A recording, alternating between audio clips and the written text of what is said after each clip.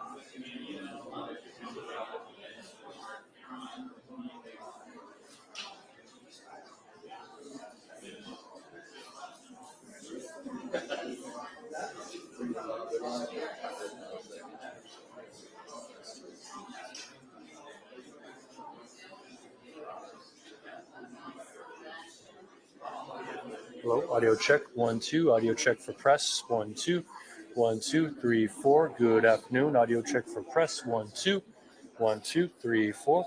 Audio check, 1, 2, 1, 2, 3, 4. I'm getting thumbs up, 1, 2, 3, 4, 5, 6, 1, 2, 1, 2. Check, 1, 2. Audio check for press. Left podium good. 1, 2. Audio check 1, 2, 3, 4. Still good. Good. Everybody good. Thumbs up. 1, 2. All right.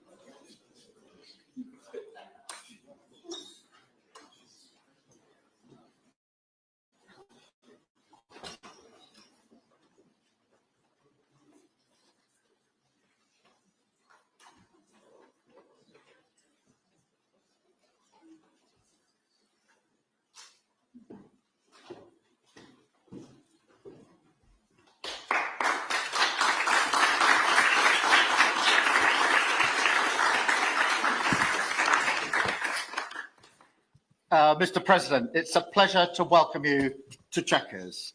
This historic second state visit is a moment to celebrate the unique bond between our two countries. But today we've gone far beyond that. We've renewed the special relationship for a new era.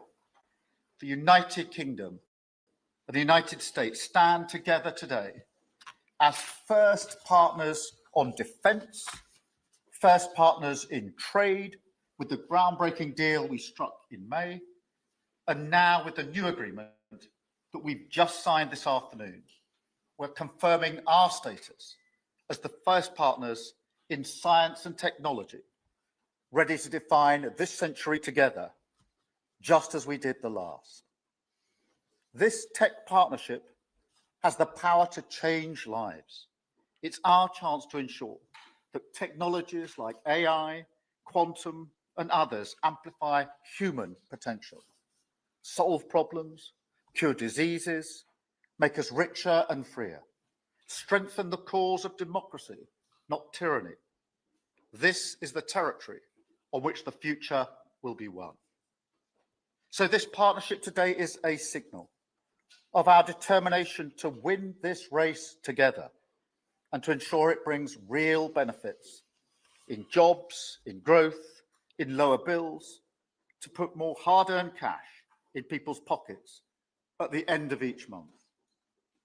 That's what we're determined to deliver. And we're bringing businesses with us. We've just come from a fantastic meeting with business leaders where we set out this vision. They have responded with new deals and investment, breaking every record that we have. £250 billion flowing both ways across the Atlantic. That is a record. Expected to create 15,000 jobs here in the United Kingdom. High-skilled jobs in cutting-edge sectors where people can build careers for the long term, changing lives in communities up and down our country.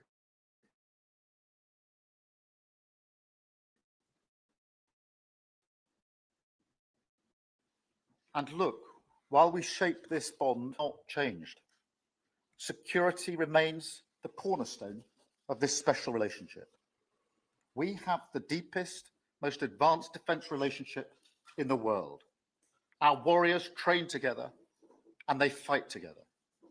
Our industries build together, everything from fast jets to the new AUKUS-class submarines. So now, as we drive up defence spending, we're going to sweep away the barriers to working together on new defence technologies so we can stay ahead of our adversaries. We're united in defence and security. Yes, absolutely. But we're also united in the pursuit of peace. We are working together to end the humanitarian catastrophe in the Middle East, get the aid in, free the hostages, and ultimately bring Israel and the region back towards a comprehensive plan which can deliver peace and security for Israelis and Palestinians alike. We're also working together to end the killing in Ukraine. In recent days, Putin has shown his true face, mounting the biggest attacks since the invasion began, with yet more bloodshed, yet more innocents killed, and unprecedented violations of NATO airspace. These are not the actions of someone who wants peace. So we've discussed today how we can build our defences further, support Ukraine, and decisively increase the pressure on Putin to get him to agree a peace deal that will last. And President Trump, you have led the way here, and we will continue to stand and work together for security and for peace. Mr. President, next year we'll celebrate the 250th anniversary of the United States. We've come on a long journey together since 1776.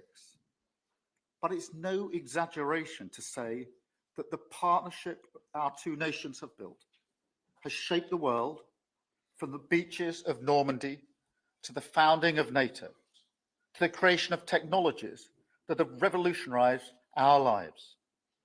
Time and time again, it is British and American men and women side by side, changing the path of history and turning it towards our values, towards freedom, democracy, and the rule of law. In Britain, we take huge pride in that. And let's be clear, this relationship is not just about history, it's about the future. It's about the benefits it delivers now and for decades to come, to make our people safer and better off. We've shown today that we're delivering those benefits, improving people's lives. So we will go into that anniversary year more optimistic than ever and more confident than ever about our two great nations and what they can achieve side by side. Thank you.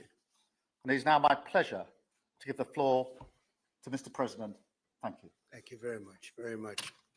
Prime Minister Starmer, Melania and I are tremendously thankful for the wonderful hospitality that you and Lady Starmer have extended today at Chequers. Quite the place, I must say, quite the place. And we're grateful beyond words for the spectacular honor of the state visit yesterday at Windsor Castle, hosted by His Majesty King Charles III and Her Majesty Queen Camilla. These are two fantastic people. We will never forget it.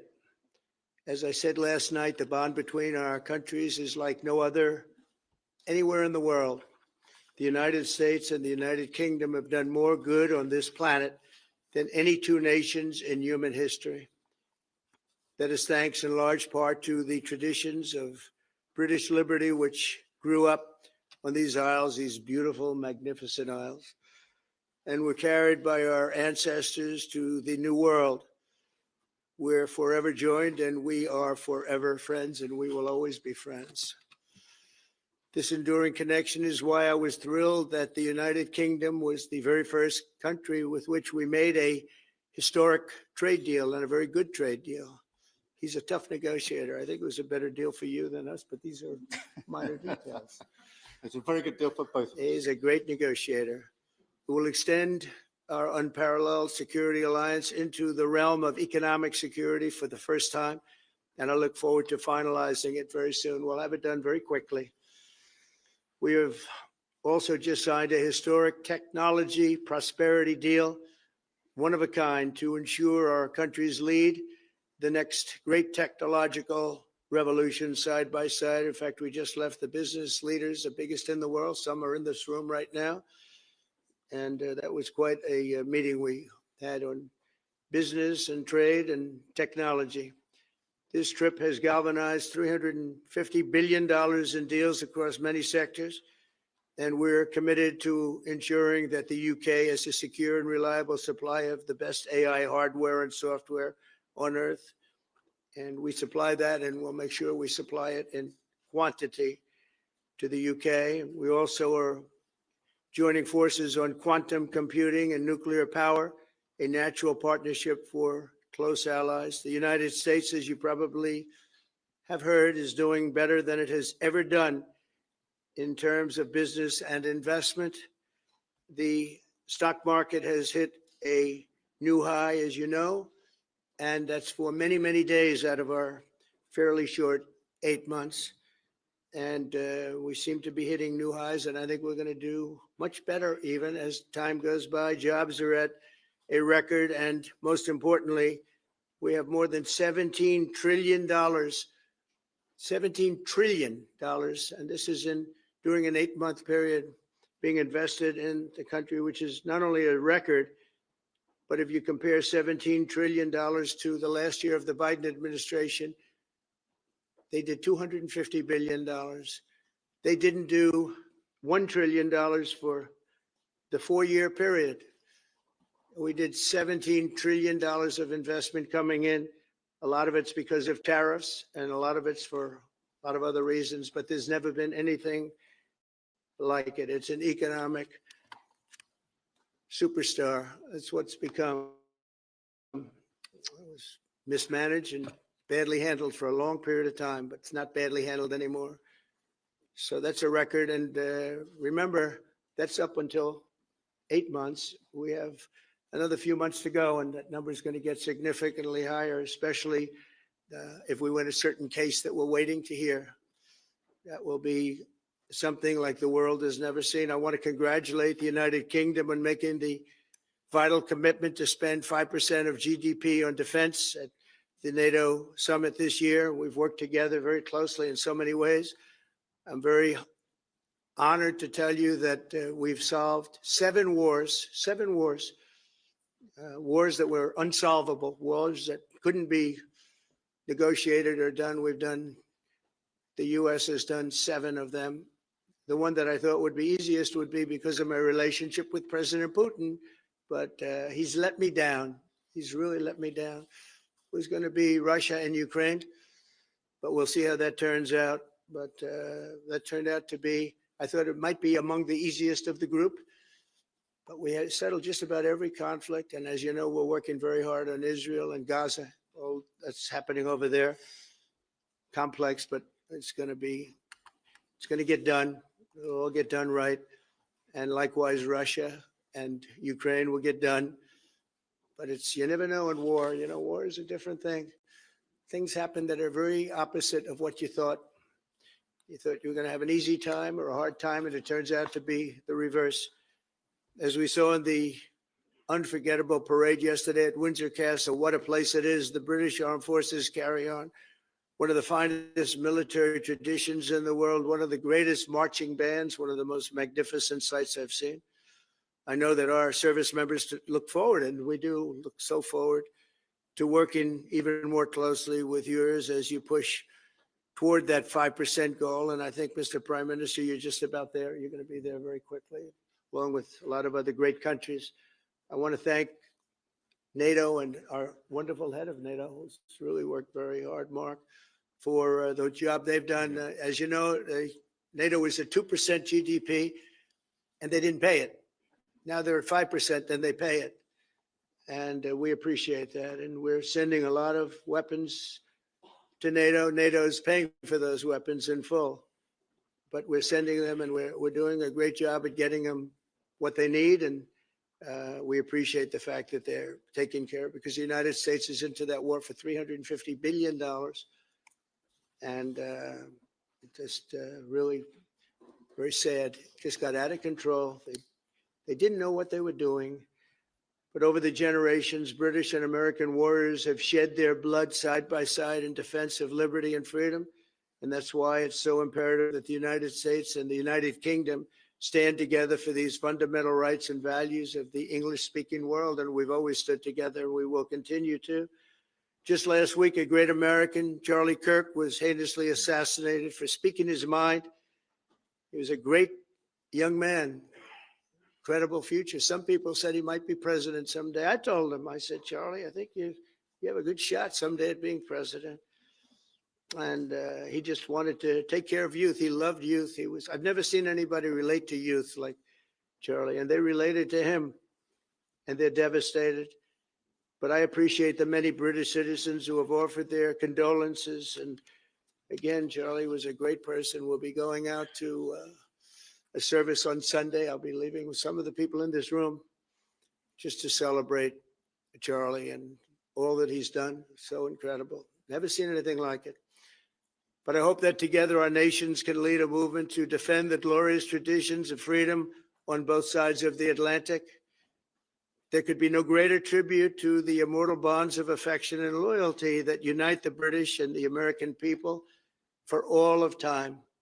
We have a relationship like no other. It will always be that way. We will always be united. We'll always be together. And I just want to thank you, Mr. Prime Minister, for the great job I think you're doing. Thank you very much. Thank you.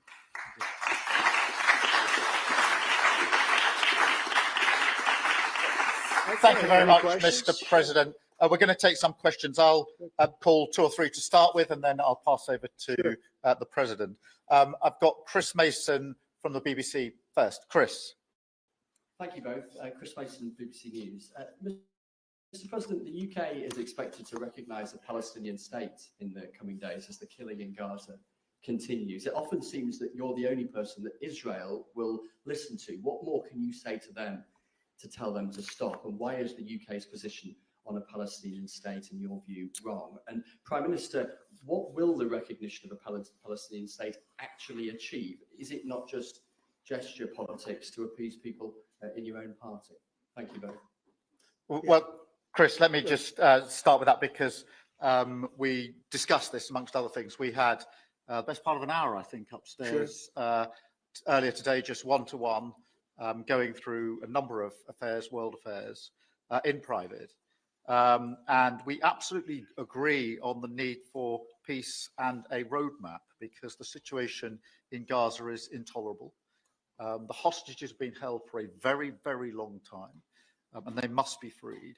And we need aid to get into Gaza at speed. And so it's within that context of a plan for peace, which we're working hard on, which not only did we discuss this morning, but our two teams have been working together on, that the question of recognition needs to be seen. And so it's part of that overall package, which hopefully takes us from the appalling situation we're in now to the outcome of a safe and secure Israel, which we do not have, and a viable Palestinian state. Thank you.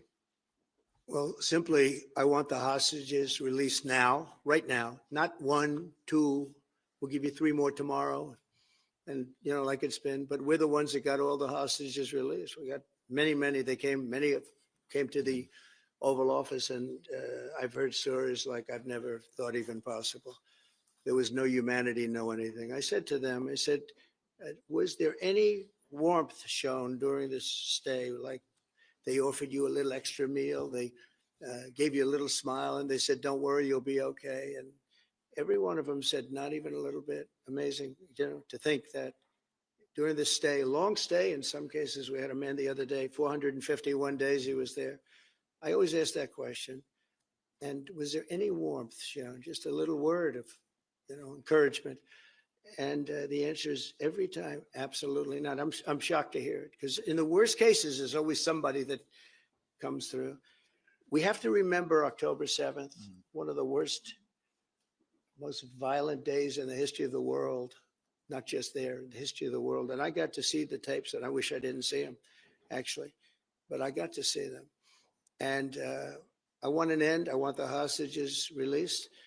And I think it's going to be okay, but it has been a brutal period of time. But this has been going on for a long time. This is not something that's over the last year, 2 years, but this has been for decades and decades. But we want it to end. We have to have the hostages back immediately. That's what the people of Israel want. They want them back. And we want the fighting to stop, and it's going to stop. But a lot of bad things. You know, Hamas said that they're going to put the hostages up as bait. They're going to put the hostages in front of any attack. And that's pretty brutal. We haven't heard that one in a long time. So we have to remember that. So I have a disagreement with the Prime Minister on that score. Okay? One of our few disagreements, actually. Great. Can I take Jack from The Sun? Jack. Thank you both. Jack Elson from The Sun.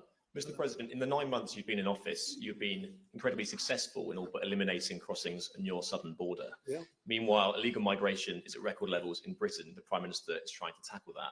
What advice would you give to the man standing next to you on trying to stop illegal migration in Britain?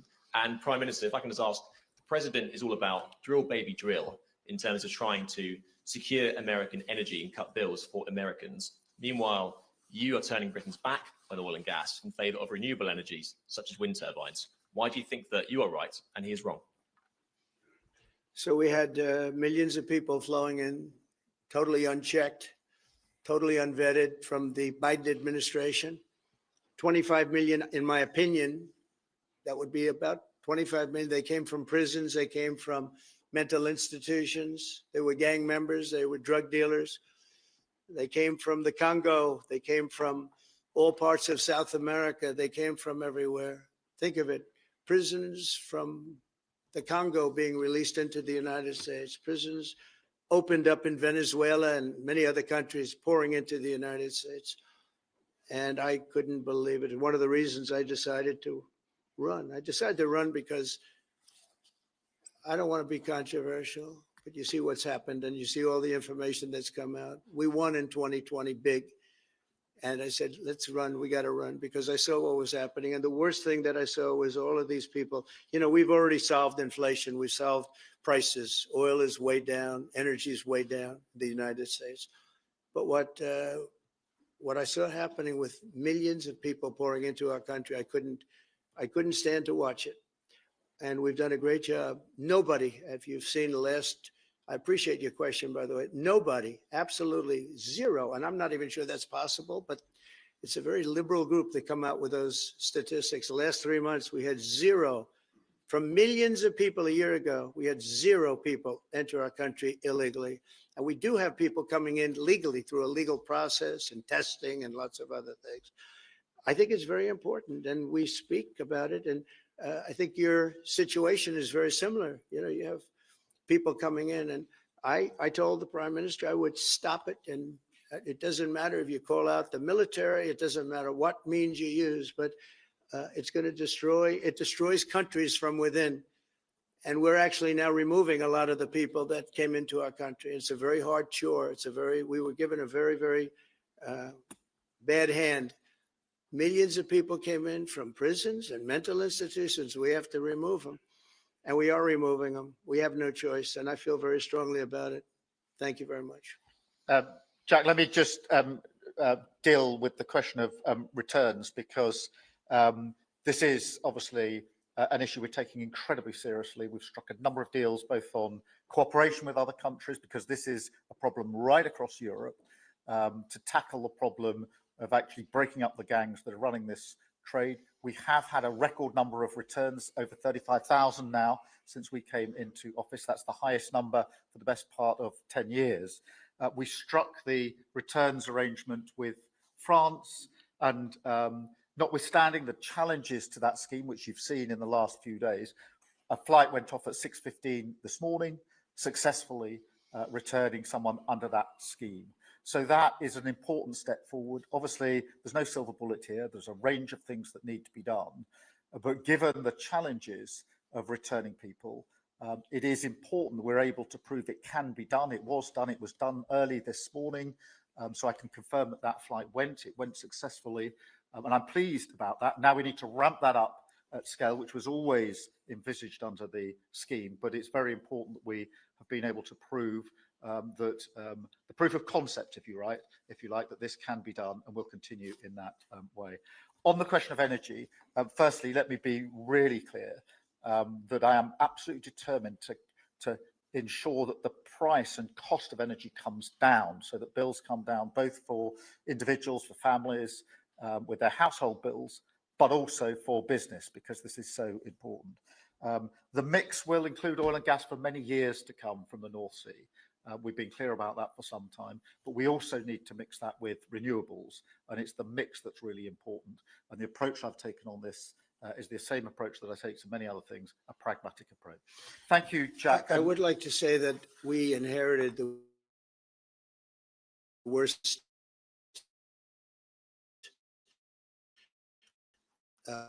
inflation in the history of our country. We had the worst inflation in the history of our country. And we had a expression that I used a lot, drill, baby, drill. And as you know, we brought fuel way down, the prices way down. And we don't do wind because wind is a disaster. It's a very expensive joke, frankly. And we got our energy prices way down. That brought the inflation way down. And now we have very little inflation. And we have a very, very strong economy. So that was very important. Drill, baby, drill. And you have a great asset here. And we spoke about it. It's called the North Sea. The North Sea oil is phenomenal. And I hope, because I love this country, you know, my mother was born in Scotland, and the Hebrides, Stornoway, that's serious Scotland. We were talking about it. And I want this country to do well. And you have great assets that you're going to start using, I believe, under this prime minister. Thank you. And I've got Matthew from The Economist. Matthew. Thank you, Prime Minister. Mr. President, you say that President Putin has let you down. Have negotiations run out of road? And what are your next steps to compel an end to this war? Well, he has let me down. I mean, he's killing many people, and he's losing more people than he's killing. I mean, frankly, the Russian soldiers are being killed at a higher rate than the Ukrainian soldiers. But yeah, he said, let me down. I don't like to see it's death. You know, it doesn't affect the United States. We have, other than unless you end up in a world war over this thing, you could. This was a thing that would have never happened had I been president. If I were president, it would have never happened. And it didn't happen for 4 years. Most people agree it didn't happen, nor was it close to happening. And I spoke to President Putin about Ukraine. It was the apple of his eye. I've said that many times. It was. But he would have never done what he did, except that he didn't respect the leadership of the United States. They just went through the Afghanistan total disaster for no reason whatsoever. We're going to leave Afghanistan, but we're going to leave it with strength and dignity. And we're going to keep Bagram, the big air base, that one of the biggest air bases in the world. We gave it to them for nothing. We're trying to get it back, by the way. Okay, that could be a little breaking news. We're trying to get it back. because they need things from us. We want that base back. But one of the reasons we want the base is, as you know, it's an hour away from where China makes its nuclear weapons. So a lot of things are happening, but I am very disappointed in the fact that that one's not settled. To think that we settled Azerbaijan and Albania as an example, it was going on for years. It was never going to be settled. If you remember, the prime minister and the presidents, they were there for many years. They said, when they were in my office, we settled. And they started off at both sides of the Oval Office, so far away. I didn't know you could be so far away.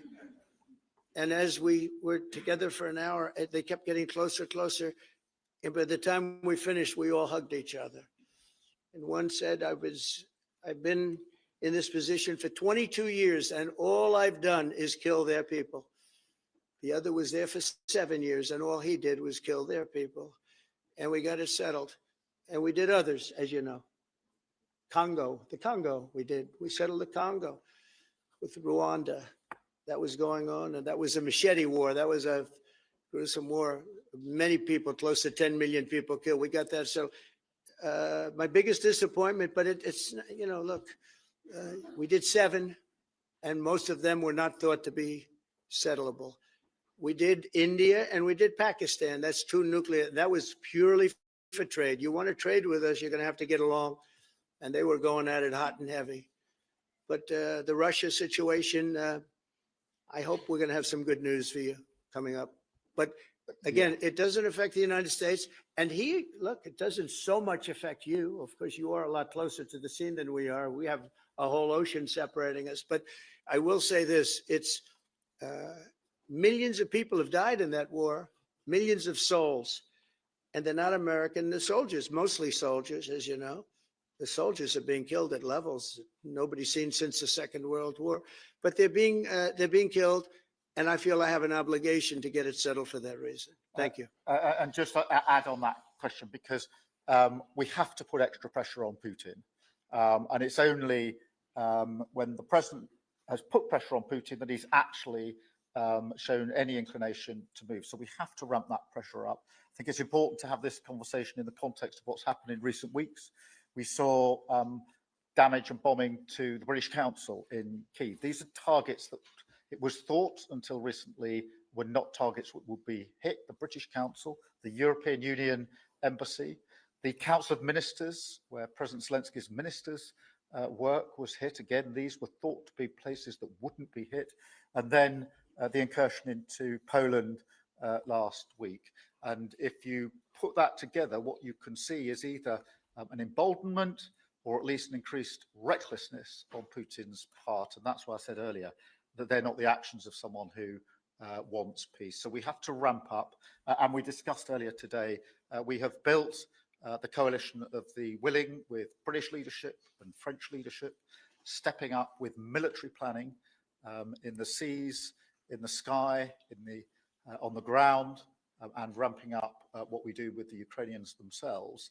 And of course, that taken with an American guarantee is now an example, I think, of the challenge of Europe stepping up to the plate, which it has done in the last few months, to show through what we and the French have done, that we're prepared to take the lead in this and take the necessary measures. But that's a war that could have been a third world war, and I don't think we're going to be there now. But that was heading to a third world war, and what a shame it is. What a shame it is. Mr. President, do you want to call some of the I would love to call a outlets? few of them. Bev, do you want to have a question? Okay, come back. TV News. Thank you. Having been in DC for a few weeks, it's really interesting to see how you run the country as a proud Christian leader. And it really begs the question to the Prime Minister, if you don't mind, are we still a Christian country? But also... when you say we, are you talking here or? Here. The Here? UK. I'm still British. I might I'd live in rather have America. I'm him still answer that British. question. But also, I can't give you that answer. that's for the Prime Minister. But also, despite what we talked about in Scotland a few weeks ago, we still have 12,000 people a year here being arrested for social media posts, for free speech violations. Does that not remain an important area that there is still a lot of disagreement on? I'd like to have you answer that. Yeah, look, I mean, in terms of a Christian country, I was christened, so that is my church has been all my life, and we are, that is wired into our informal constitution. Of course, we celebrate many other faiths as well, and I'm really proud that we're able to do so as a country. And on free speech, that has long lived in this country, free speech. It's one of the founding values of the United Kingdom, and we protect it jealously and fiercely, and always will, and we will bear down on any limits on free speech. I draw a limit between free speech and the speech of those that want to peddle paedophilia and suicide social media to children. And therefore, I'm all for free speech. I'm also for protecting children from things that will harm them, paedophiles, those that peddle suicide, which had a terrible consequence for individual, particularly teenagers. And so that's the balance we strike. But we have had freedom of speech in this country for a very long time, and we will always protect it. Thank you. Thank you very much. Brian, please. Thank you. Prime Minister, it's good to see you again. You have a beautiful country. Thanks for having us. Thank you for being Two here. questions. One, just recently, President Trump labeled Antifa domestic terrorists. Would you consider doing something like that in your country? Well, we obviously will take decisions for ourselves. I don't want to comment on the decisions of the president, but we take our decisions ourselves. And my question to you, President Trump, is there any update on the auto pen? Yeah, it's just gotten worse from their standpoint. The people that used it, and one in particular, one person was never told by Biden to do it. Only spoke to Biden twice, and that was just talking about the weather, not talking about any order. And he was taking orders from people other than Joe Biden. Joe Biden wasn't giving those orders. You know, Joe Biden didn't believe in open borders. He didn't. I've known him for a long time. He was never the brightest bulb in the ceiling, as we know. You can go back 40 years ago and you'll see that. Go back and take a look at the hearings on Justice Thomas, and you'll see that very much. But he didn't believe in open borders and all of this nonsense that they're peddling now, which is why they're not in office any longer. It's a shame. The auto pen was illegal. It was illegally used. He never gave the orders. He never told them what to do. And I guess the only one he signed, or one of the few he signed, was the pardon for his son. But you had the congressman who, when they got the information, they found out they were guilty, and they deleted and destroyed all information, everything. You couldn't get any of it. They found out that Nancy Pelosi actually was offered the 10,000 soldiers, and she turned them down.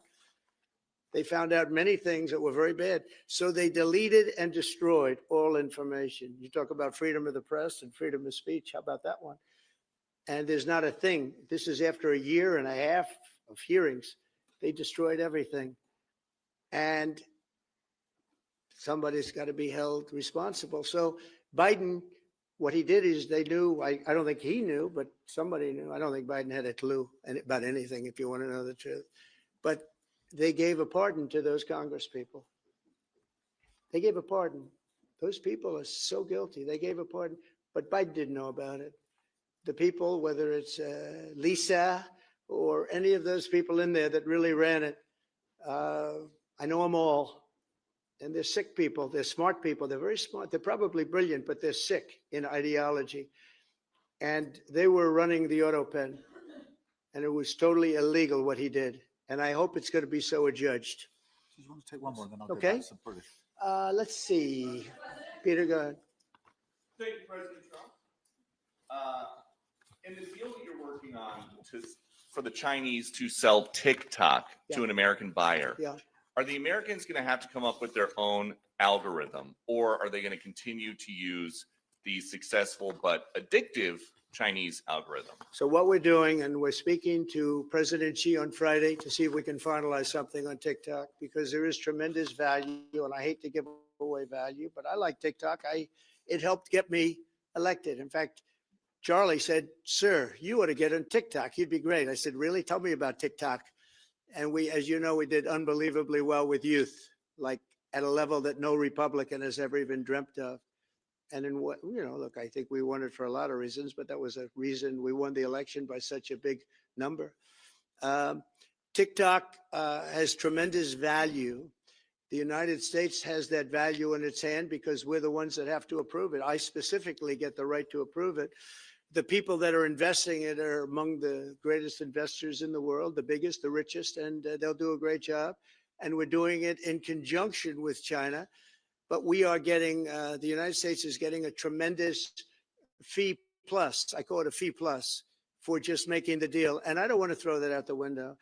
I can say this, that you'll have a lot of very unhappy youth. And I use TikTok very legitimately, very straight, just statements every day, little statements, short statements. "Sir, make it short, please." And TikTok Jack, we call him. It was pretty good. Did a good job for me, I guess. But no, I'd rather reap the benefits. I mean, the kind of money we're talking about is very substantial. And it'll be owned by all American investors and, the best investors and the, very rich people and companies are going to be owning it. Very, very straight, very legitimate companies, and really companies that love America. So they're going to be owning it. It's a big thing. And on a much bigger scale, and probably that's why we were able to get that. But on a much bigger scale, we're pretty close to a deal. We may do an extension with China, but it's an extension based on the same terms that we have right now, which are pretty good terms. And my question for Prime Minister Starmer, if you feel so strongly about officially recognizing Palestine for statehood, why are you waiting for President Trump to leave the country? Why can't you just do it right now? And isn't there a risk in rewarding Hamas with that? Well, let me be really clear about Hamas. They're a terrorist organization who can have no part in any future governance in Palestine. And what happened on October the 7th was the worst attack since the Holocaust. We have extended family in Israel. I understand firsthand the psychological impact that had across Israel. So I know exactly where I stand in relation to Hamas. Hamas, of course, don't want a two-state solution. They don't want peace. They don't want the ceasefire. I'm very clear where I stand on Hamas. Okay. On the question of recognition, I made my position clear at the end of July as to the timing, which has got nothing to do with this state visit. And I've discussed it with the president, as you would expect amongst two leaders who respect each other and like each other and want to bring about a better solution in the best way that we can. Thank you so much. Can I go back then to Robert at ITV? Robert Person, ITV. Mr. President, you alone in the whole world, have the power to persuade Prime Minister Netanyahu to stop the demolition of Gaza City, to stop the starvation of Palestine, and to stop the killing of civilians. If not now, when will you exercise that power to tell him to stop? Sure. And then for both of you, but you do understand about October 7th. You do understand. So believe me, I understand. One of the worst days in the history of humanity. What happened? I have seen the tapes. Babies that are 4 months old and just chopped up to pieces. And you've seen the tapes, and I've seen the tapes. You're a professional, and so am I. And people forget about October 7th. I can't forget about it. So I want it to end, but I want the hostages back. I don't want the hostages used as human shields, which is what Hamas is threatening to do. But as soon as they're back, that's the moment you will tell Netanyahu well, to stop. It would certainly help, but I have to have the hostages back. And I don't want them back piecemeal, as I said before. I want them back. And on a separate issue, free speech, your Vice President, Vance, said that free speech is under attack in the UK. Do you agree with him? And Prime Minister, we saw the dismissal of a very well-known chat show host in America last night, Mr. Kimmel. Is free speech more under attack in Britain or America? Well, Jimmy Kimmel was fired because he had bad ratings more than anything else. And he said a horrible thing about a great gentleman known as Charlie Kirk. And Jimmy Kimmel is not a talented person. He had very bad ratings, and they should have fired him a long time ago. So, you can call that free speech or not. he was fired for lack of talent. Yeah, please go ahead. Yeah, I mean, firstly, on the question of Charlie Kirk, can I just express how shocking that is, I think, to everybody who believes in free speech and in democracy. It sent shockwaves through the world. And I know that he was a friend of the president, and I reached out straight away to the president because I understood how impactful it would be on him and his family. And we all need to be absolutely clear about that. Whatever our political views, it is shocking and is to be condemned. On free speech, not much to add to the answer I gave earlier. This country's had free speech for a very, very long time. It is part of who we are as a country, and it is the values that we fought for. We fought for it during the Second World War alongside each other. So we need no reminding of the importance of free speech in this country. Thank you, Robert. And I go to Beth for the final question, please. Beth. Thank you so much. Sky. Thank you, Beth Rigby, Sky News. Thank you, Prime Minister. If I could start with you. Prime Minister, President Trump has said he's ready to impose major sanctions on Russia if NATO countries stop purchasing Russian oil. He's got a point, hasn't he? Is that what you now believe is needed to bring Putin properly to the table? And what's your message to the President on US sanctions? And Mr. President, if I may, the King praised your personal commitment last night to finding solutions to the world's most intractable conflicts. You have invested much of your time and effort in Ukraine, but even as you seek to broker a deal, President Putin is escalating the war. He's firing drones into NATO airspace. You say he has let you down. Was it a mistake to invite him to Alaska? Do you regret it? No. And is it time to squeeze him, sir, and scare him and impose sanctions? And finally, if I may, the elephant in the room, Lord Mandelson, he is no longer the ambassador. Do you have some sympathy with him that he lost his job over historic links to Jeffrey Epstein? Thank you very much, sir. I don't know him, actually. I had heard that, and I think maybe the Prime Minister would be better speaking of that. That was a choice that he made, and I don't know. What is your answer to that? Well, I mean, it's very straightforward. Some information came to light last week which wasn't available when he was appointed, and I made a decision about it, and that's very clear. On the question of the pressure on Putin and on Russia, which is obviously really important. Look, I think it is a challenge to Europe. There are a number of European countries which are too reliant on energy from Russia. The UK actually obviously has almost got nothing at all, but we do need to bear down and work with our European counterparts here. There are one or two countries, I think, that do need to look again at the question of energy. There's no one silver bullet here. We do have to have a wider suite of sanctions, which we've put in place a number of times, working across Europe and with the United States. And of course, we must, and we are, making sure that Ukraine is in the strongest position now, because one of my long concerns here has been that whilst we talk about a ceasefire, and we all want a ceasefire, and we talk about what might happen after a ceasefire, we mustn't forget that Ukraine needs our support now. And we've said we stand with Ukraine from the start to finish, and that means we must continue to supply them with what they need in order to fight this war, which of course resulted from and is a result of Russian aggression. We have particularly done the sort of leadership role in the coalition of the willing, so that if there is a ceasefire and if there is a deal, and I do hope there is, that is then lasting and not then broken, because given previous history, I don't trust Putin. Thank you. Very simply, if the price of oil comes down, Putin's going to drop out. He's going to have no choice. He's going to drop out of that war.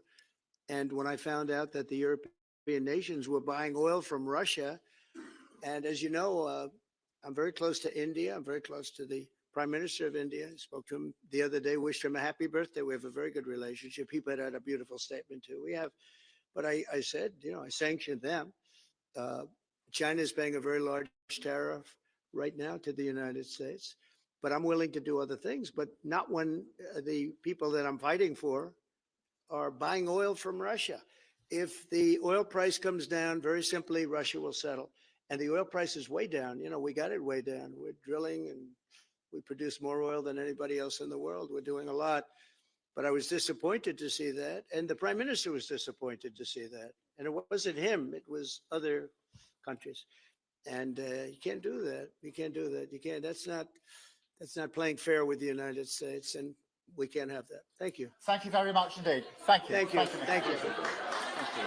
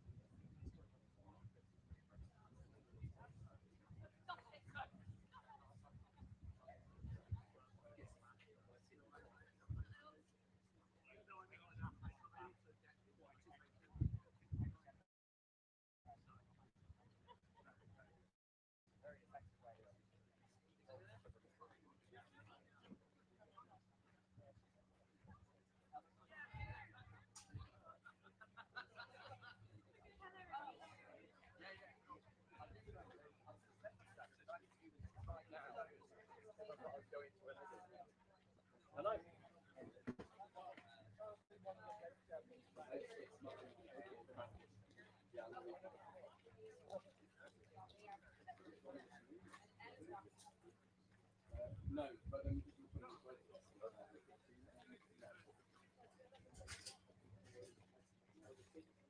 do you want to know?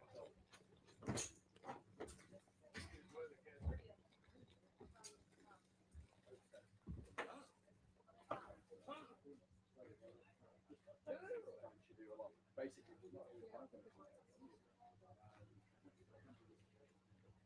the whole point is it's a double thing. It's like a good idea. It's just I don't agree on it. Yeah. She's coming. Sorry, guys. Go. Yeah. Sarah.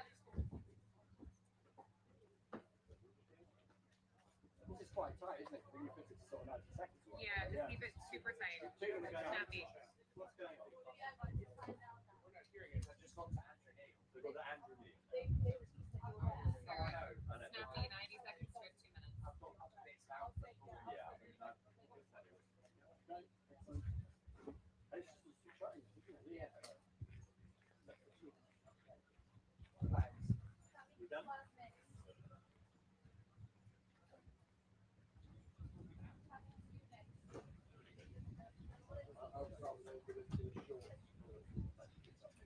When you roll, ready? So it's fascinating. The whole thing I've noticed, I know this might sound super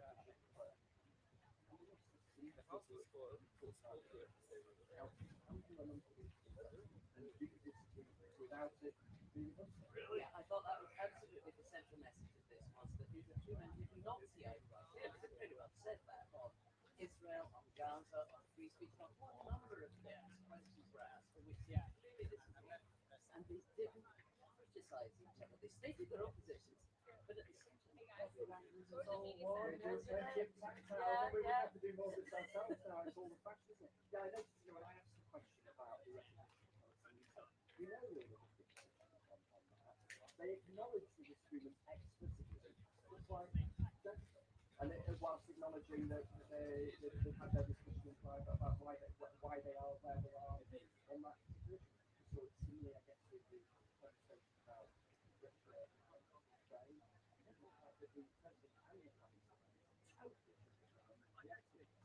yes. In fact, I mean, when I asked if there was a problem with the British ambassador had been sacked or his ex-EU connected, Donald Trump said, I don't know it. Talking about Lord Manson. Even though the face is his accent in the White House. Yes, and they've met many times. Yeah.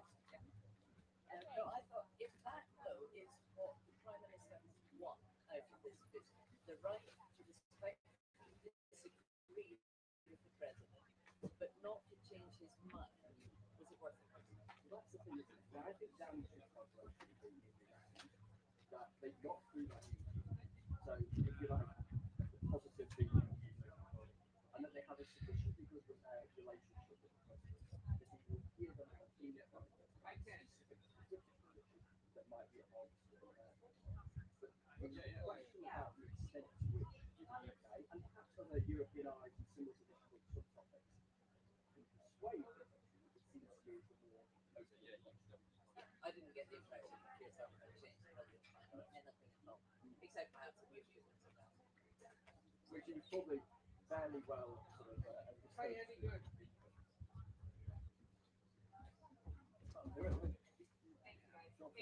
Cheers. No, not at all.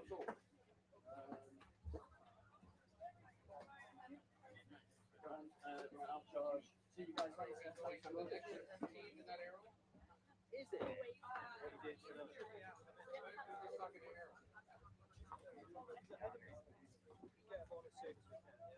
What time is it?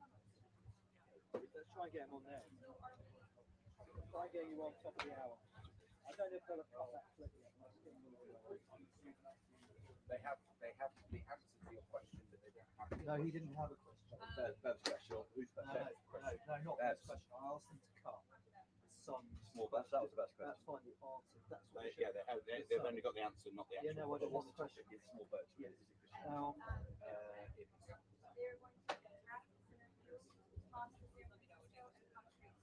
in the press room. Not yet. Have they got that clip then? The answer to the Sun's question. On what topic? What topic then? Yeah, that's good. That's all right. Something in the army. It's the first question. Thank you. So can I photo that, please? Can I photo that? Yeah, it's called military. Already? Okay. That's fine. That's fine. Yeah, that's fine. Yeah, 30 seconds.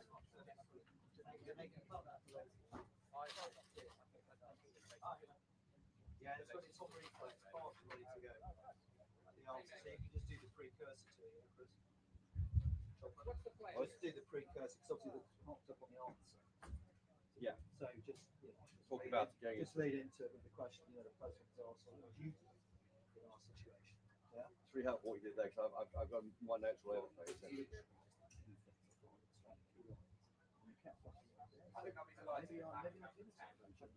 President Trump disagreed with Keir Starmer's short was one of the Pleasure to be told to rush back and leave you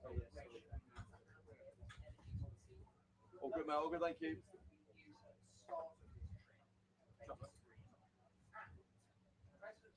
I can hear it clearly. Yeah, thank you. Tiny step back together. Tiny step. That's it. And then there were the unexploded ordinances. There was nothing really quite contrary on this document.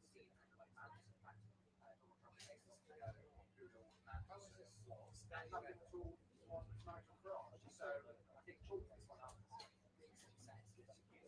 Oh, no, it's fine. I'm going to sit here and recommend it. Yeah. I know. When they see me, point the camera down when they see me. So they know I'm here.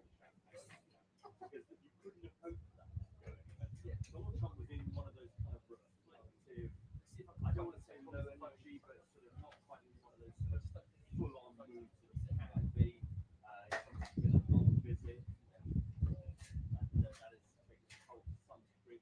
And as Henry was saying, there were opportunities for fireworks.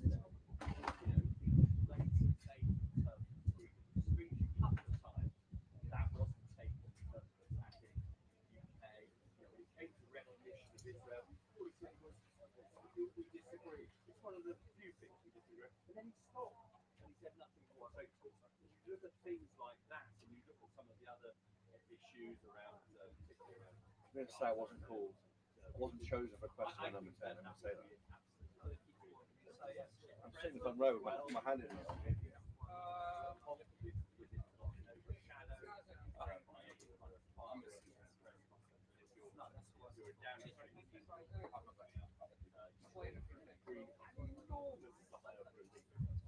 That moment, that moment didn't really have control over what was happening. And the Prime Minister, he kind of lost the whole 45 minutes. He lost it. Yeah, he felt completely in control, Gary, of the way in which the press conference Jesus Christ, who was asked to speak times. And that, I think, was the risk of that is if that control, that it was your otherwise to President Trump and then lost control. But I think you're absolutely right. President Trump did not take opportunities which in other circumstances. Literally 6 feet from the president and Sir Keir Starmer, of course, our prime minister. It seemed very, very friendly. I think the two appear to get on very well. They've met, by my count, once every 8 weeks since he became president. So they meet quite a lot, and they have forged this rather unusual relationship between two such different politicians. One from the left, Sir Keir Starmer, one from the right, of course, the president of the United States. But they rode across all sorts of areas there. A big issue coming up, I thought, the American journalist asked a question about Palestine this weekend to Sir Keir Starmer. Are you waiting until the guy next to you leaves the country on Air Force One before you recognise the state of Palestine? That was awkward, I think, for Keir Starmer. But the slap on the back was very welcome, according to number 10A. It's clearly when Keir Starmer said we're not going to have Hamas running Gaza, that can't happen. That was a big slap on the back, and that wouldn't happen with the recognition of Palestine. difficult questions on issues of freedom of speech. Sir Keir Starmer there saying we are the home of free speech and making those points, but asked several times, twice about that. He gave that answer. I thought the most interesting answer, I think, was one about small boats. What would you do to stop the boats? And the answer from Donald Trump, while it had much more bang for its buck than Sir Keir Starmer. Here's what the answer was.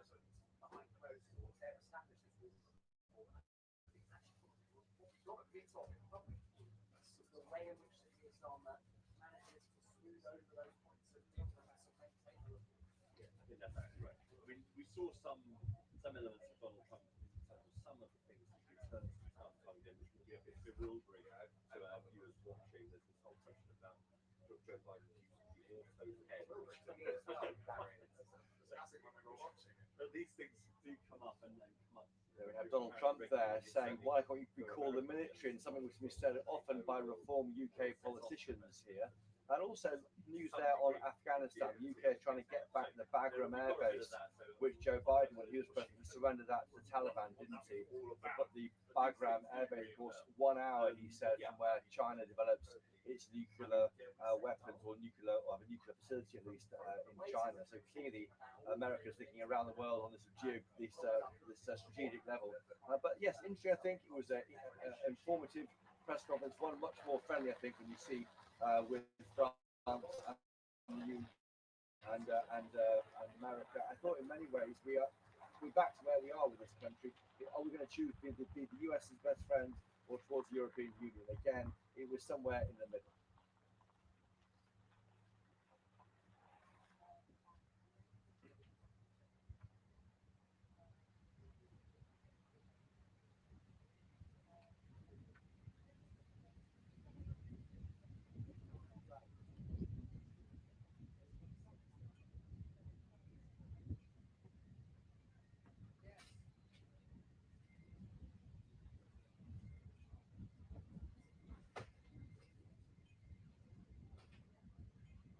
You would want to.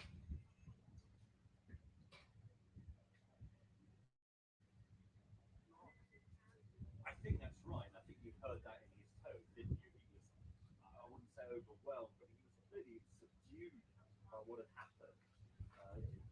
Elated, perhaps, but also subdued. Exactly right. He did say there, drill, baby, drill. Wind is a disaster, a very expensive joke. He said you have these huge assets in the North Sea. And he said implied, though, that the PM would start exploiting those assets. We haven't seen any sign of that. And again, of course, Ed Miliband, the Climate Change Secretary, would be a lot against that. But yeah, there are divisions here. I think one of the few real divisions was over Palestine, and that's likely to be recognised by the UK government this weekend or early next week before the UN General Assembly meet. But yes, it was a friendly conversation between two close allies. I had my hand in the air, Martin, with your best question. Sadly, I wasn't selected by number 10 Downing Street to ask a question today, but I'll keep my hand in the air all the time to see if we need to do it.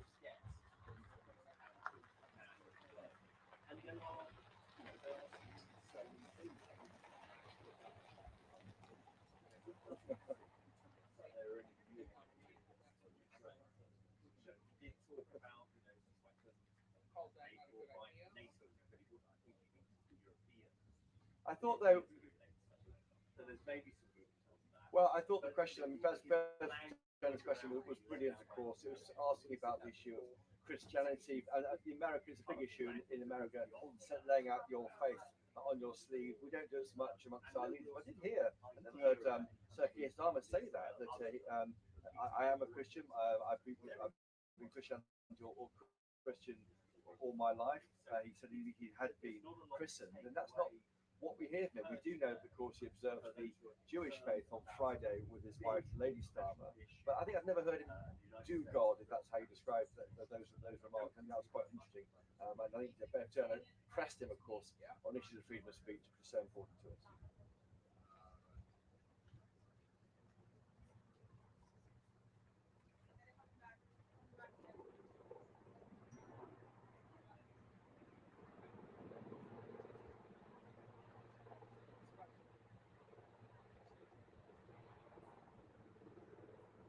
Great. Yeah, they're playing the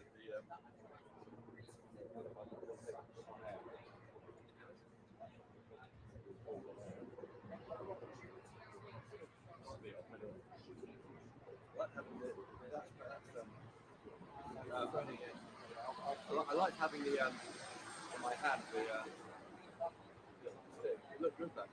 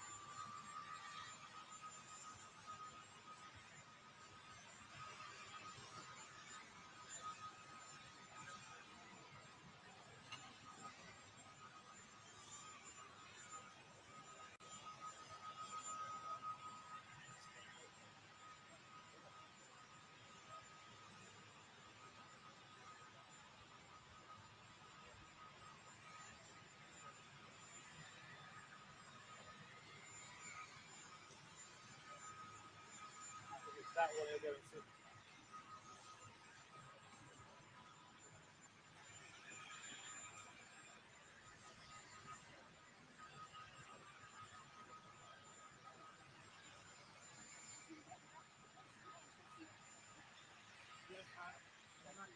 I think what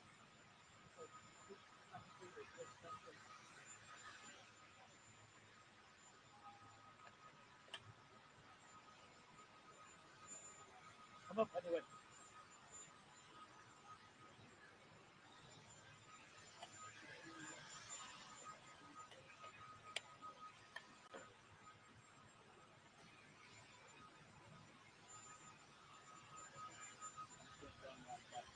Yeah, you go.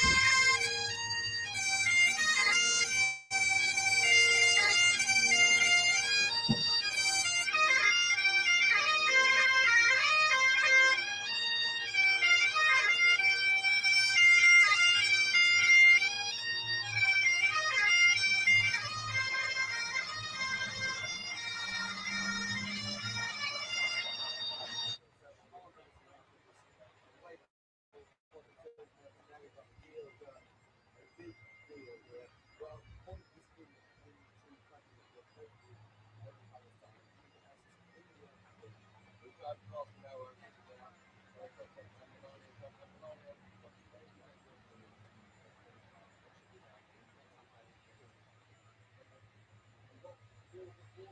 I would like one.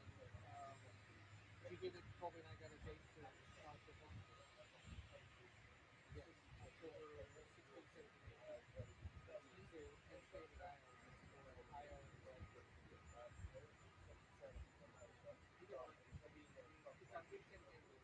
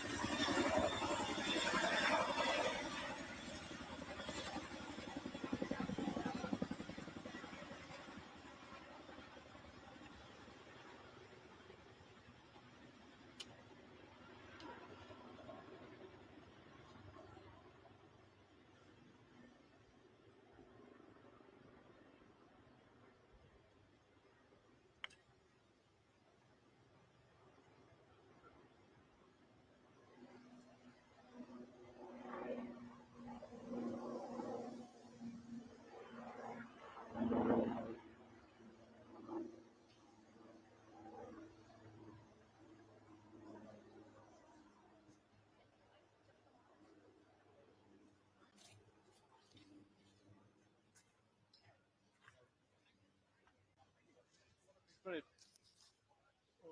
Absolutely brilliant. Up the valves and transmission in 1 second.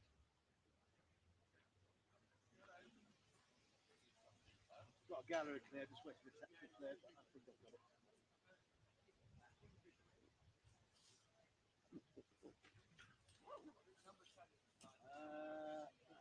Full sound. Go to valve.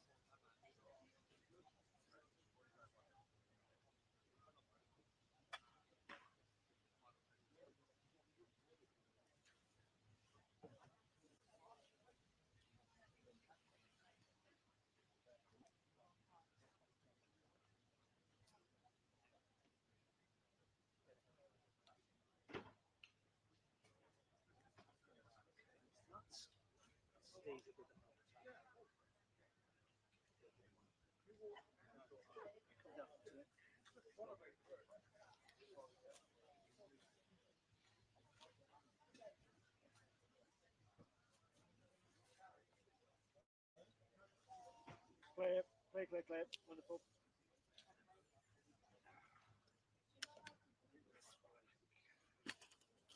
Happy gallery director. That's whatever. Turn off.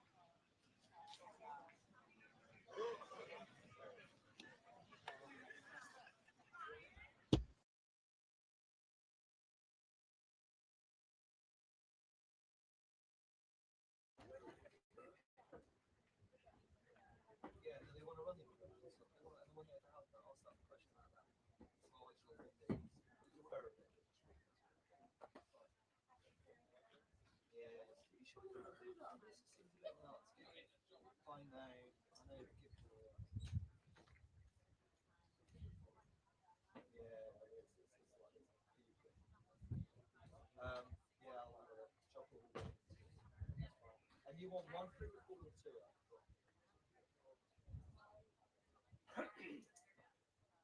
Do they want one for the other chairs? 1, 2, 3, 4, 5, 5, 4, 3. All right. All right. Hello. Yes, you can.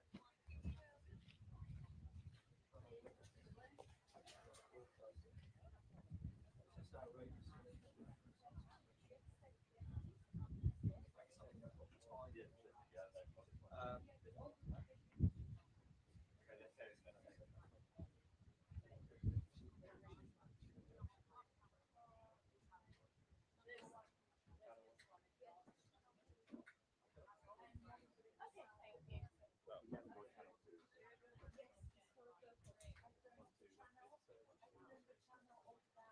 Do you think there's still Wrangler here? To say I'm not.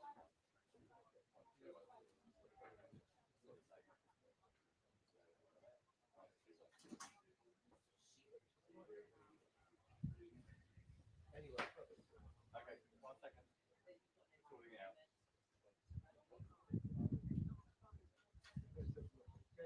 Got that one.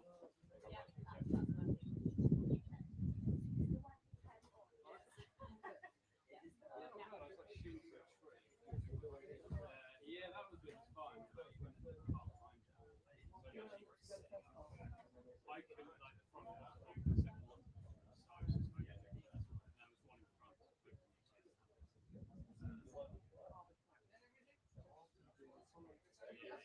Yeah, he was on. Yeah.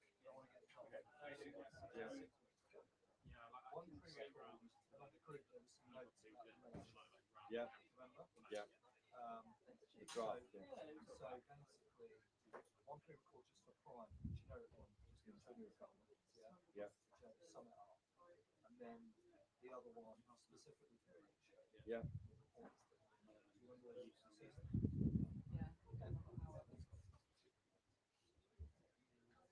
This, what is the late show is not starting on Monday? Yeah.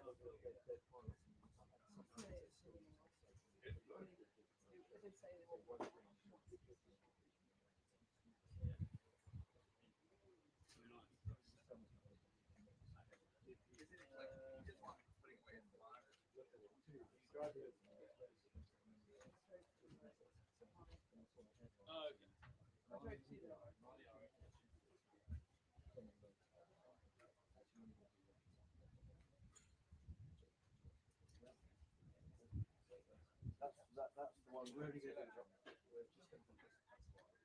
Yeah. What's the late show one? Is that the late show? So one I've got two.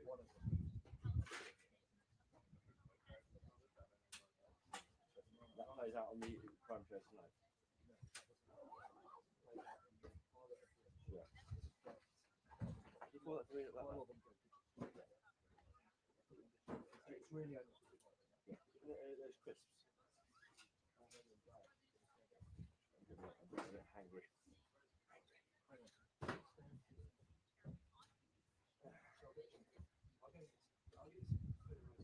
Yeah, or just a biscuit. It's massive. What is it? Huge gun rush. When you're sitting on a chair, as you're on air, that's a moment. Yeah. That's why I just let fall my knee.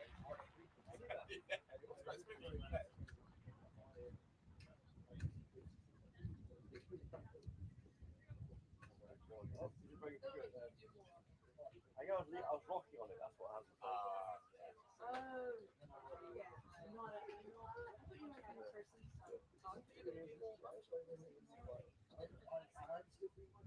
Yeah, you are. You're doing it wrong. You both brilliant. Yeah, kept going. Let fall on my knee. Huh? I got rocking.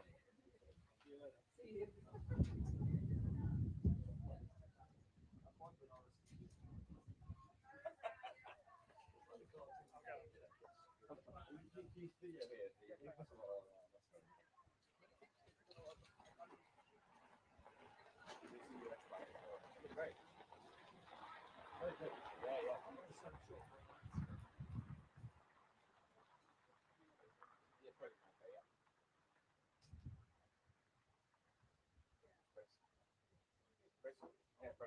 Yeah. This video you are.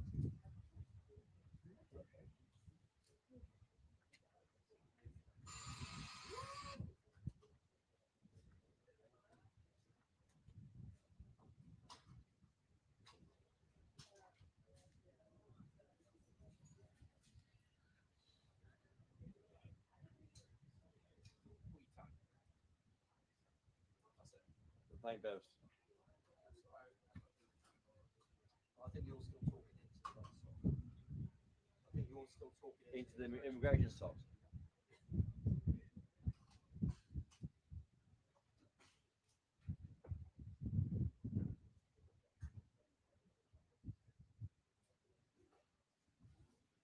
I'm going to go and get you something to eat. Would you want me to wait and go together? Do you want to get the set out of the way? Yeah. Thanks, Rob.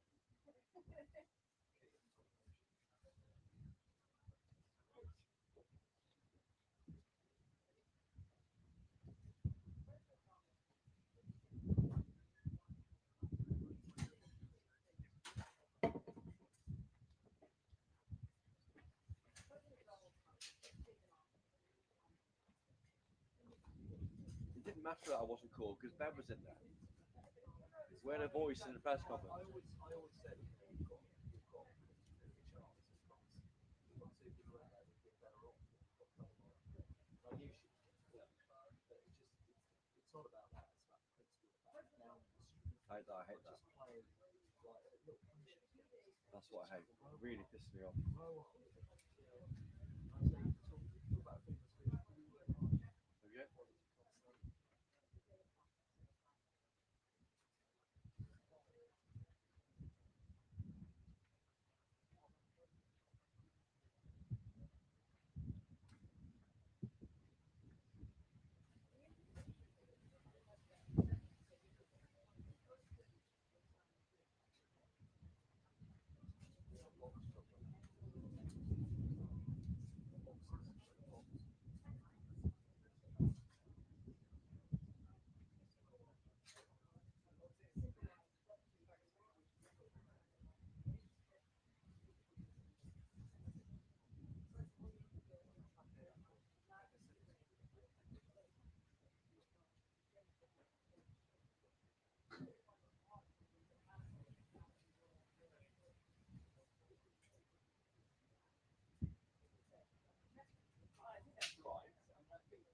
I thought that point there, your first point on the small boat issue was most resonant. The president said, "You happy with coming in?" And I told the PM I would stop it.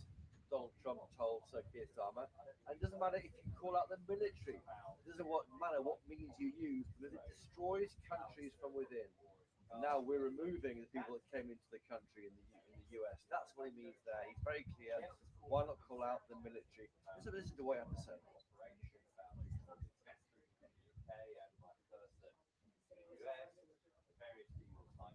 Much of that, of course, is promised over some period of time. I went too soon for that. Sorry. Apologies. I thought that. I thought you wanted that. Sorry, Daryl. I'll pick up. Yes. I'll talk to that, yeah. It's fine. Daryl. I won't. Not even for you. So that's it. A lesson now on controlling the small boats crisis. On the very day that one person, I think of Indian origin, was sent back to France, and that was billed, of course, by Sir Keir Starmer as his scheme working. Also, on the issue of wind farms, yet again, we know he hates them. Donald Trump, not a big fan. Wind is a very expensive joke, he said.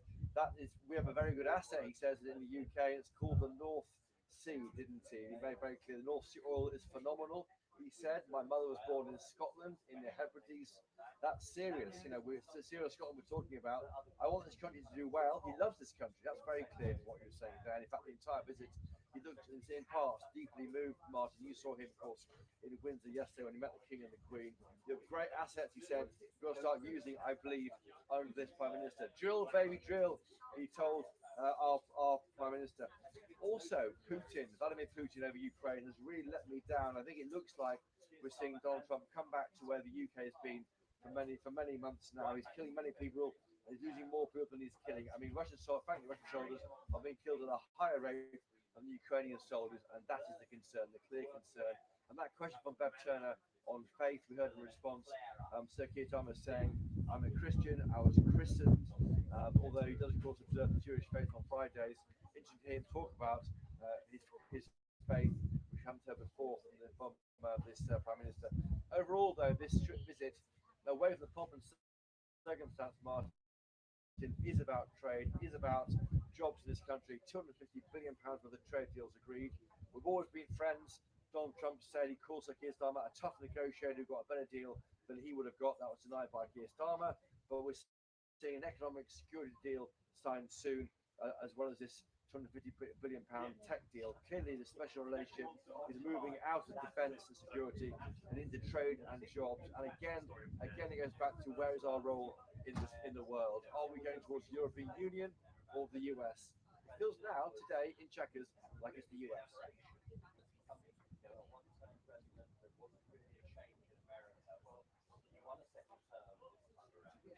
And that doesn't fix his place in history.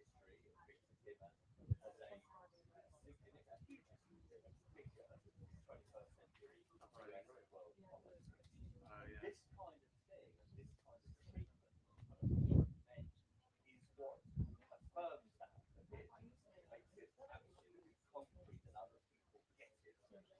think those things are quite important for this president. Those outward show his unique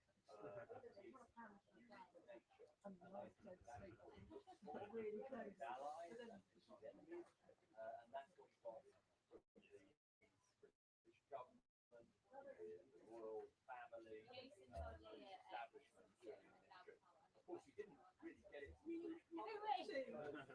were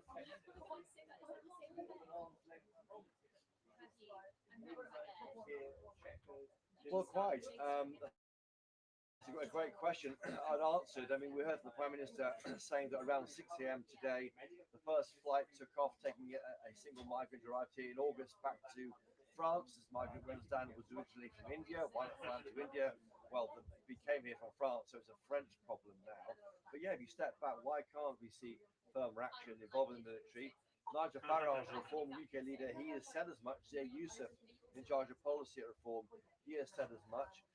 America is not tied into the European Convention on Human Rights, the right, Article 8, the right to a family life. That is one of the reasons why we have our efforts to take migrants back to the continent frustrated. He hasn't got that problem in America. He's willing to use the military in ways we wouldn't.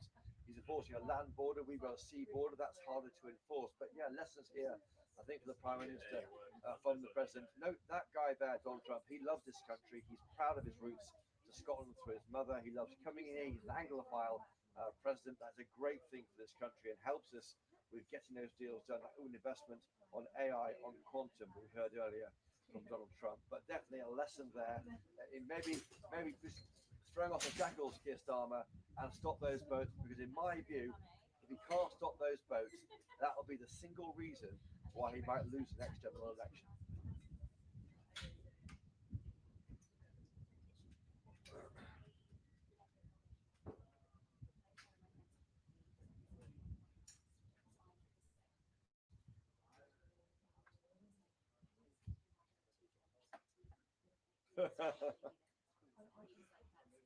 Did you get the salute? I gave Martin the salute. Right. You should have leaned forward to salute them. Well, it'd be great. Do these while you've got to do it. You've got to do an outside. No, I know.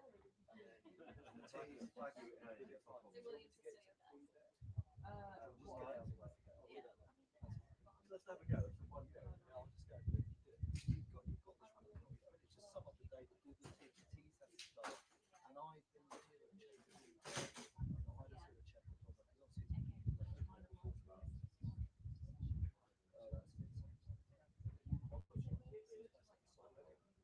I went to quite early. that wasn't the point.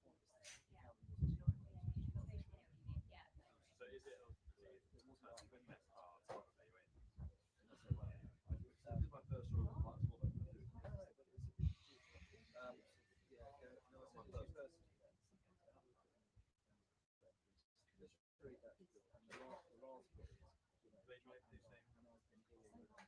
Yep. Let's start with that.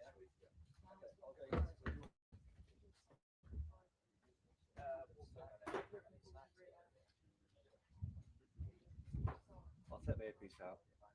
Yeah, I was just want to get off your back. It's funny when I wiped out. Yeah, it's so funny. I was on air. Yeah. So what I did, I just leaned forward and just kept talking. Yeah, you saved it well. You saved it well. Me and Tom was crying. Oh God. Roll in whenever you're ready. Think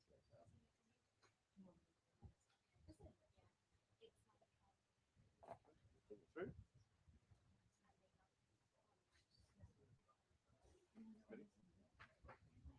And I'm here in Chequers, the UK Prime Minister's country home, where the end of this two-day visit has been spelled out by Donald Trump and Sir Keir Starmer. I'll start this. It's a tease, not a hit. And I'm here in Chequers, Prime Minister Sir Keir Starmer. And I'm here in Chequers, Prime Minister Sir Keir Starmer's country home, where the US and UK have agreed a £250 billion tech deal. But the fun happened in the press conference, where Donald Trump had some lessons on how to tackle both the issue of the oil and sorry, I know what I'm trying to say. I'm just a bit sorry, Joe. Cut that. Could end that. Delete that, please. Yeah, I mean, you can take your mind back to February, beginning of this year. And I'm here in Chequers, the Prime Minister Sir Keir Starmer's country home, for the second day of the historic state visit. Deals worth £250 billion agreed, inward investment into the UK, and some lessons from Donald Trump on how to tackle that small boat crisis and how to drill baby drill in the North Sea. Stay tuned. That's good, I think. Yep. Now a tease, now a thing. So yeah, that's now.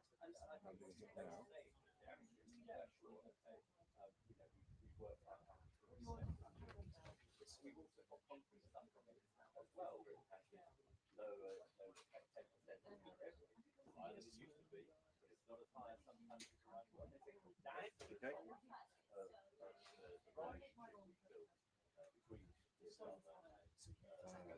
got my head going.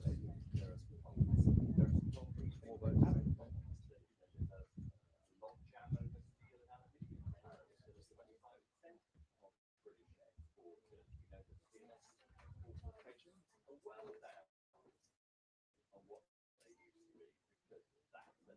No deal has been got over the line on that, they were very hopeful of. Must be the investment you mentioned earlier. Still be actually committed, but it's still spent. When you're talking about $90 billion of private equity, what it goes into. So there are still lots of questions, but I think they would say you'd rather be in the Starmer position than some other American ally. The way-ins are probably on the train.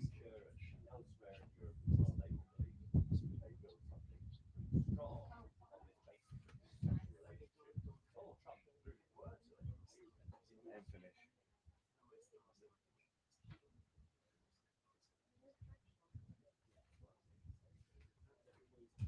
Sorry, Joe, we had to. We've done the teas.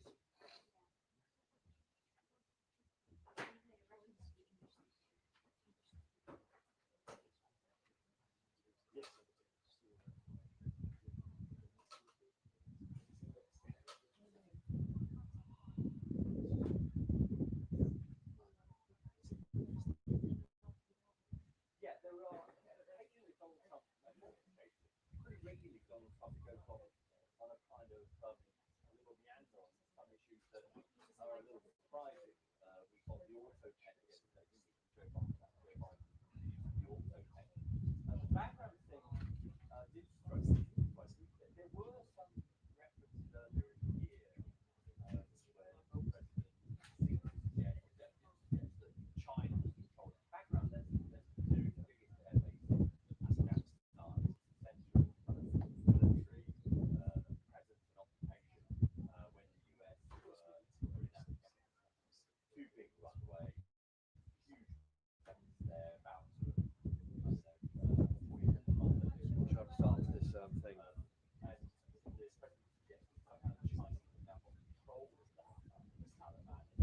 Today, somehow they would have it, yes, the US might get it back. He sort of tried to suggest that when Joe Biden left Afghanistan, America left Afghanistan, It's for the there should have been a deal for the background. Joe Biden followed through on invigorate that, but it was incredibly out of nowhere. sorry, no, my head's killing this. Let's see. Hopefully, there's plenty of time to go back to officials and say what's going on. It's terribly likely the Taliban are going to hold a hand over the background. Let's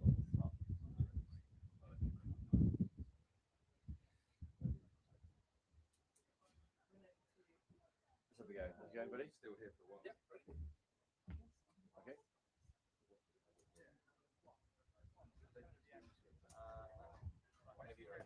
I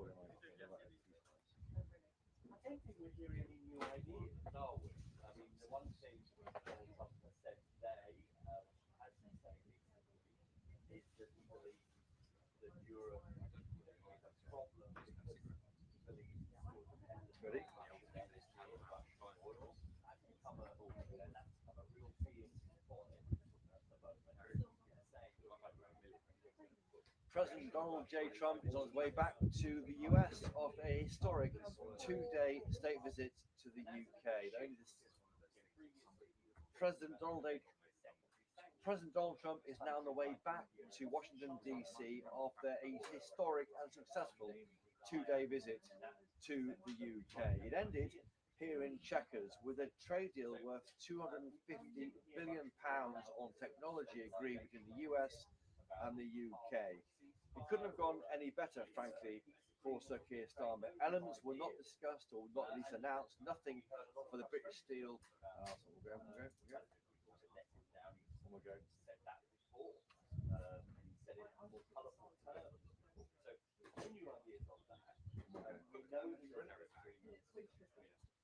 done the teas, I'm just struggling over the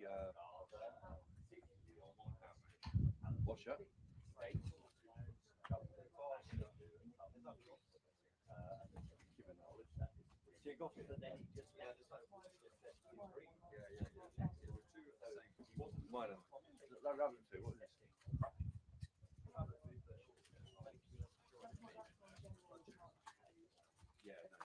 One more go on this. I'm getting to. Okay, so Keir Starmer was on the way back to. Donald Trump's flying back to the States. It's a successful two-day historic visit. Yesterday, the King and Queen. Today, the trade deal covers everything from AI to quantum, etc. Nothing on steel, nothing on AI protections for creators here. It was gone as well as it could, and even the press conference passed off. Really that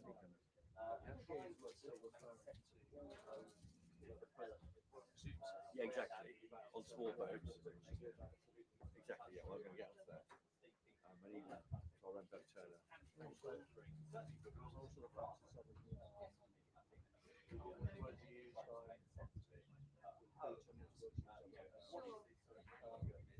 Historic. Yeah, he's let me down, felt let down. Okay.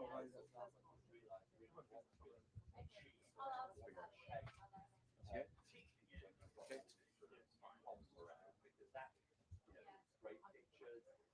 President Donald Trump is on his way back to Washington, D.C. after what will be seen as a successful two-day state visit to the UK. In two parts. It started with his meeting with the royal family at Windsor Castle and the pomp and circumstance of a state dinner on last night. And today, here in Chequers, the Prime Minister's country residence, getting down to the brass tacks of a trade deal on technology. £250 billion worth of investment across AI, nuclear, quantum, a big deal for America and a big deal for UK countries. But also, there was a difficult issue of navigating a press conference for Sir Keir Starmer. We know how they can go on and range across all sorts of areas when they're hosted by Donald Trump. This one was chaired by Keir Starmer and was much more focused, with a few chosen journalists allowed to ask questions, and Sir Keir Starmer taking them in good spirit. Some areas, though, of disagreement, notably over the small boats issue. Now, the government in the UK started trumpeting one person, one legally arrived migrant from India, sent back to France earlier today on a dawn flight, but that's about it. The question to President Trump was, what would you do differently? And it was clear he would send in the military, according to the US president. Other question too about Palestine. The UK almost certainly about to recognise Palestine as a country in its own right. That's disputed by the US, although there was some welcome backslapping of our Prime Minister, and it's made clear that Hamas wouldn't be allowed to run Gaza, according to Sir Keir Starmer. Also, the issue of freedom of speech was raised. Our colleague Bev Turner, the presenter of the Late Show in the US on GB News, she said, "What would you do? Is our country Christian anymore?" to Keir Starmer. He said, which is rare for him, "I am a Christian. I was christened." I've never heard him talk in such personal terms about his own faith. And also his agreement, I think, between the US and UK about Vladimir Putin. We heard there from Donald Trump saying he felt let down by the Russian leader. So all in all, I would suggest a successful visit on the trade deal, nothing on steel, nothing on AI, but otherwise broadly it passed off without any damage, I think, to that crucial relationship between the UK and US, and also the personal special relationship between Sir Keir Starmer and Donald J. Trump. Christopher Hope for GB News here in Chelmsford.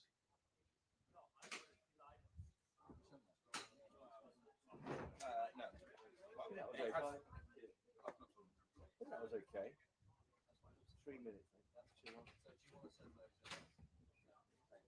Right, 5:30. Have one with Chris.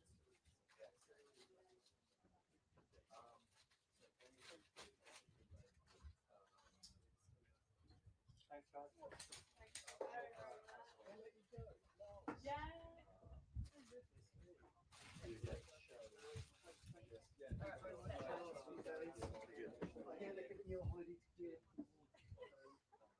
Thanks, man. Safe travel anyway. See you later. Checkers, chopper, as life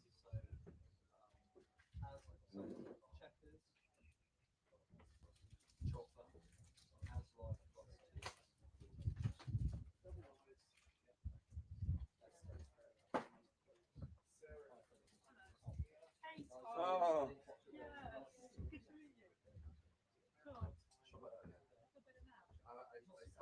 I can't read it. I've never seen you. Oh, time I saw Chris, he's like, oh, and I was like, not now.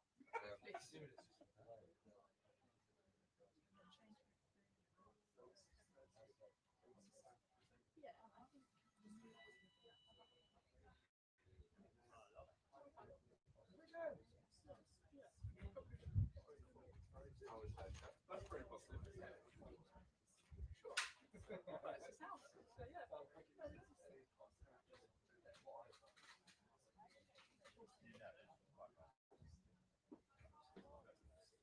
I know, they're a bit like, I'm sorry, we don't do it. Like,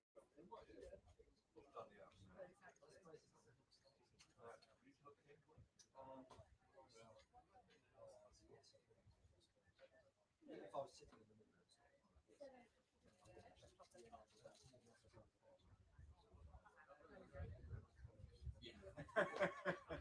Kick him out, get him out, get him out.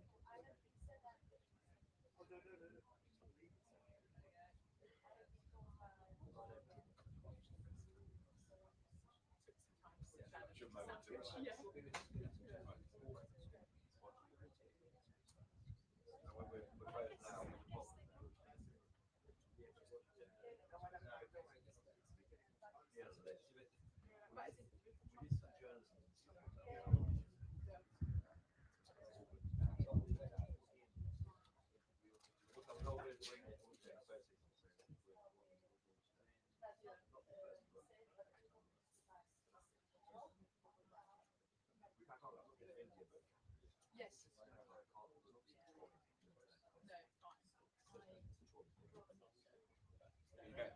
No,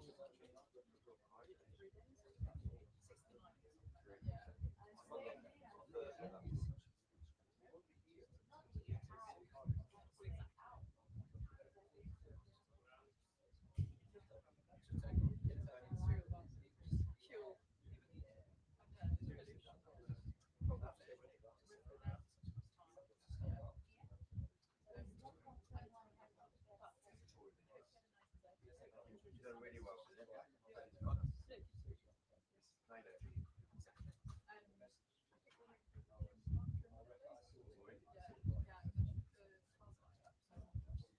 All right. Well, I was up and down a bit. You too. Hello. Cheers. Yeah, good day today. I've not been called in the press conference, but Bev was called. I won't send this back. Huh? You Trump or both? You get grinning at me actually. You're smiling at me all the time. But I mean, I had my mic on my lap, which Tom was there. That was meant to get our branding into it, wasn't it?